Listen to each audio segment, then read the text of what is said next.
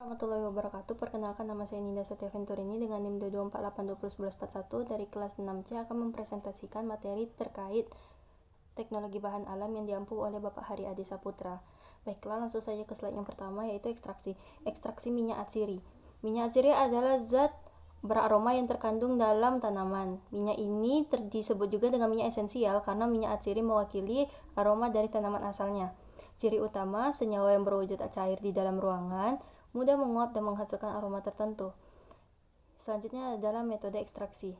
Metode ekstraksi terbagi atas 5. Yang pertama destilasi, yang terbagi atas 3, destilasi air, destilasi uap air, dan destilasi uap. Tahapannya persiapan, pemanasan, dan pemisahan. Yang kedua adalah metode press, tahapannya persiapan, pengepres, dan pemisahan. Yang ketiga ada metode pelarut organik, tahapannya persiapan, ekstraksi, dan pemisahan.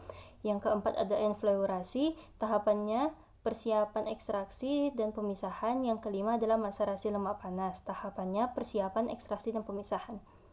Selanjutnya adalah fraksinasi. Fraksinasi disebut juga fraction atau bagian, dapat diartikan sebagai mekanisme untuk memisahkan suatu kumpulan menjadi beberapa bagian.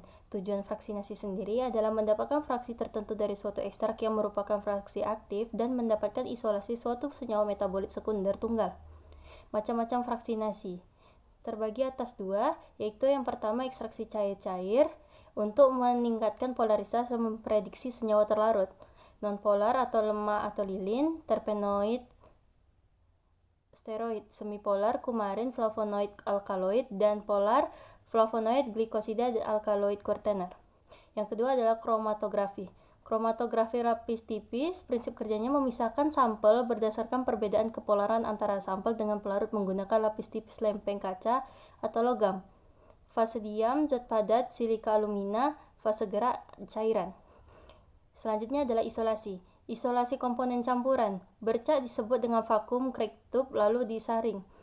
Dikorek dengan spatula, disaring dengan pelarut polar, disaring dengan gelas sinter. Selanjutnya adalah pemurnian. Definisi metode untuk mendapatkan komponen bahan alam murni bebas dari komponen kimia lain yang tidak dibutuhkan. Prinsipnya, pemisahan antara dua zat atau lebih yang saling bercampur. Tujuannya untuk mendapatkan suatu zat murni dari suatu campuran larutan yang telah tercemar oleh zat lain. Tingkat kemurnian adalah 95-100%. Yang selanjutnya adalah macam-macam pemurnian. Yang pertama ada rekristalisasi, adalah proses pemurnian kembali senyawa organik padat dari bahan pengotornya dengan cara mengkristalkan kembali senyawa padat yang telah dilarutkan ke pelarut. Prinsip kerjanya, senyawa dilarutkan dengan pelarut yang dapat pada suhu tertentu. Yang kedua adalah dekantasi. Suatu proses pemisahan sedimentasi campuran dan berdasarkan penuangan langsung atau pemindahan wadah lain. Prinsipnya didahului dengan proses sedimentasi, yaitu pemisahan campuran berdasarkan gaya gravitasi. Yang ketiga ada sublimasi, proses di mana suatu senyawa mengalami orsi dari suatu padatan menjadi gas tanpa melalui fase cair, dengan cara memasukkan senyawa pada suatu sistem vakum. Dan yang terakhir ada komputasi bahan alam. Komputasi dapat diaktifkan sebagai cara untuk menemukan pemecahan masalah dari data input dengan menggunakan suatu algoritma.